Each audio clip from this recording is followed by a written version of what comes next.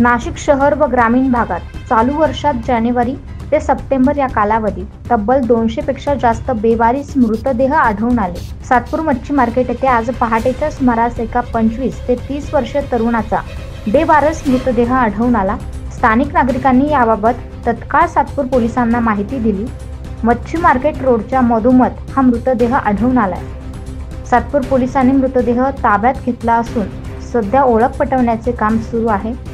सदर तरुणाचा मृत्यू प्रमाणापेक्षा जास्त मद्यप्राशन केल्यामुळे झाला असल्याचं बोललं जात आहे।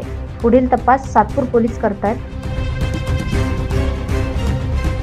9 न्यूज महाराष्ट्रासाठी प्रतिनिधी निखिल चव्हाण।